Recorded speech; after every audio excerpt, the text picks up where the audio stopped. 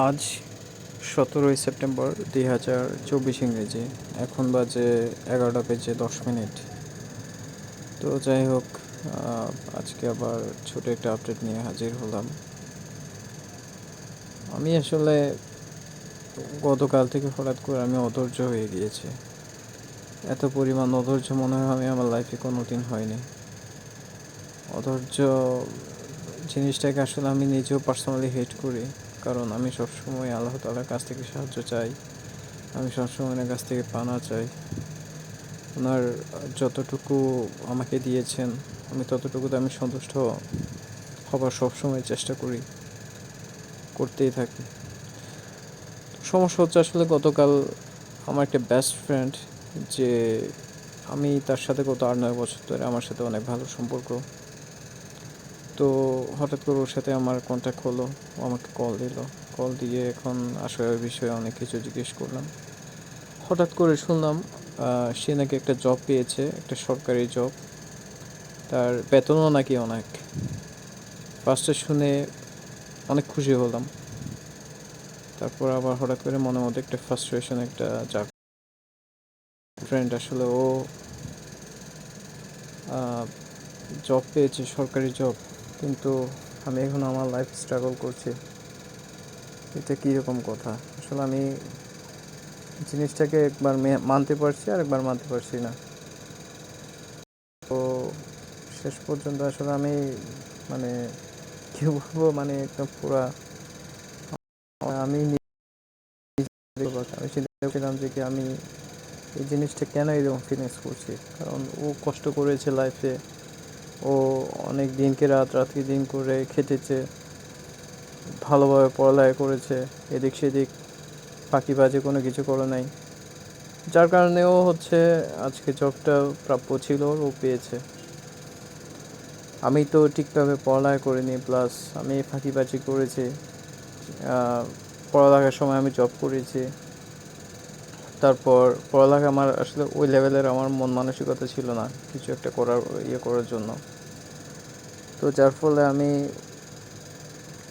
Failure হয়েছি, but তবুও আসলে আমাকে পীড়া দিচ্ছে।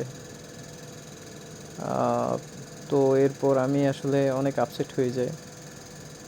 তারপর তবুও বলি যে কি আল্লাহ তাআলা আমাদের যে রিজিকটা আছে ওইটা আমাদের জন্মের আরও 1000 বছর পূর্বে, শত শত বছর আগে, 1000 বছর আগে আমাদের এই রিজিকটা উনি লিখে রেখেছেন। যার যে কে কোথা থেকে রিজিক পাবে, কার রিজিক আল্লাহ তাআলা কোথায় রেখেছেন, কোন জায়গায় গেলে মিলবে, কোন জায়গাতে গেলে পাবে, সব কিছু উনি আগেভাগে উনি লিখে রেখেছেন। তো এখন এই অবস্থা আমার হতাশ হওয়ার কোনো কারণ নেই। আল্লাহ তাআলা আমার জন্য হতে পারে আল্লাহ তাআলা ভালো কিছু একটা লিখে রেখেছেন, সেটা আমি এখন পাচ্ছি না, এখন ভোগ করতে পারছি না, কিন্তু ভবিষ্যতে পারবো। আর যদি নাও পারি, বা যদি আল্লাহ তাআলা যদি আমার রিজিক এতটুকু রাখে, এতটুকুই আমি সন্তুষ্ট থাকবো। কারণ এই জীবনটা, এই দুনিয়াটা আসলে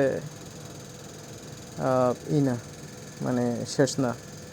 আমাদের আখিরাত জীবন আছে, যেটা আমাদের লাখ লাখ বছর আমাদের সারা জীবন আমাদের ওইখানে থাকতে হবে, এই জীবনটার পরের জীবনে। তো এখন জিনিসটা আসলে আমি চিন্তা করি। তো আমার ফ্রেন্ড আসলে অনেক বেশি নামাজি ছিল, আমার চাইতে নামাজে বেশি ছিল। সে সবসময় কোনো কিছু আপসেট থাকার পরও কিন্তু নামাজ কালাম ঠিকভাবে পড়তো, কোনো কিছু বাদ দিত না। ওই জিনিসটা আমি কিন্তু রেগুলার যে লাইফের একটা সিস্টেম, ওটা আমি দেখেছি নিজের চোখে। ওর অনেক গোপন বিষয় আমি জানি, আমার অনেক গোপন বিষয়ও জানে। তো তবুও আমি চাই যে কি আমি অল্পতে সন্তুষ্ট থাকি। আমি যতটুকু আল্লাহ তাআলা আমাকে দিয়েছেন, আমার আল্লাহ তাআলা, আমি অতটুকুতে আমি আলহামদুলিল্লাহ আমি সন্তুষ্ট।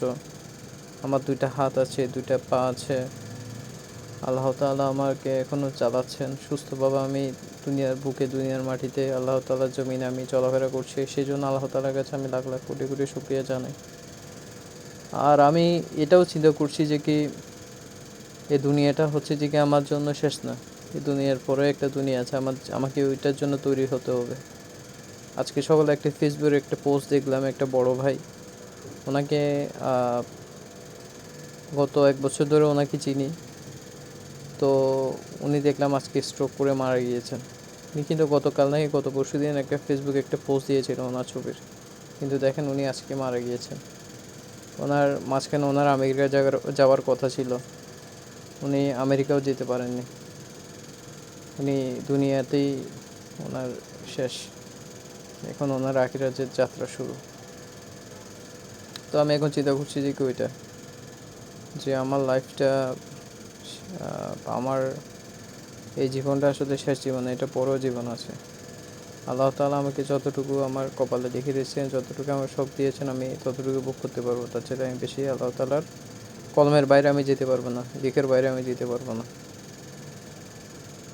আর অল্পতেই সন্তুষ্ট থাকা হচ্ছে যে কি সবচেয়ে বেস্ট একটা কাজ। কারণ আমি যদি অল্পতে সন্তুষ্ট থাকি, আমার যদি বেশি করার, বেশি খাওয়ার আমার যদি ইচ্ছা না থাকে, তাহলে কিন্তু আমার ইবাদতটা আরও সুন্দরভাবে করতে পারবো। তারপর হচ্ছে যে আখিরাতের জন্য আমি সুন্দরভাবে তৈরি হতে পারবো। কারণ আমি দেখেছি আমার আব্বা আমার চোখের সামনে মারা গিয়েছেন। আমি কিন্তু আমার আব্বাকে আমি দেখেছি, উনি এক টুকরো কাফনের কাপড় ছাড়া আর কিছু নিয়ে যেতে পারেননি ওনার কবরে। আমি আমার নানিকে দেখেছি, আমি আমার দাদিকে দেখেছি, আমি আমার মামাকে দেখেছি, মামিকে দেখেছি। অনেক পার্সনের জানাজায় আমি গিয়েছি, অনেক পার্সনের মওতের খবর শুনে আমি তাড়াতাড়ি ওনাকে দেখতে গিয়েছিলাম। সবাই সেম, নিজের টাকা, নিজের সম্পত্তি, নিজের আত্মসম্মান সব কিছু দুনিয়াতে পড়েছিল, কিন্তু উনি এক টুকরো কাফনের কাপড় ছাড়া আর কিছু নিয়ে যেতে পারেনি। তো যাই হোক, আমাকে দুনিয়াবির কথা চিন্তা না করে আখিরাতের কথা চিন্তা করতে হবে। মৃত্যুর জন্য সবসময় প্রস্তুতি থাকতে হবে, সবসময় পাক থাকতে হবে, নিজেকে রাখতে হবে। কারণ যদি আমি না পাক থাকি, তাহলে আমি শয়তানের ইতে চলে যাব। কারণ শয়তান যে সমস্ত মানুষ নয় পাক থাকে তাদেরকে বেশি অ্যাটাক করে, সেজন্য পাকও থাকাটা জরুরি। তো সব কিছু মিলে আমার মনে হয় যে কি আমি আলহামদুলিল্লাহ আমি সন্তুষ্ট, আল্লাহ তাআলার কাছে আমি সন্তুষ্ট আছি। আল্লাহ তাআলা আমাকে সন্তুষ্ট রেখেছেন। তো যাই হোক, আর এগুলো কথা বলে লাভ নাই। আল্লাহ তাআলা রিজিকটা এখানে লিখে রেখেছে, আমারটা এখানে লিখে রেখেছে। আমারটা একটু স্ট্রাগল হচ্ছে, ও কিন্তু স্ট্রাগল করেছে এক সময়, এখন ও ভালো একটা পজিশনে গিয়েছে, বাট আমার পজিশনটা এখন আমি পাইনি। কিন্তু এক সময় আমি ও চাইতেই গিয়েছিলাম, দেশে আমি চাকরি করেছি, এটা সেটা করেছি। প্রথমে চাকরি করতো না, লেখাপড়া করতো। তো তবুও মানুষের আসলে লাইফ তো আর একই রকম থাকে না, চলে না সব সময়। তো যাই হোক, আমি মনে করি যে কি ও জায়গায় ভালো আছে, আমি আমার জায়গায় ভালো আছি।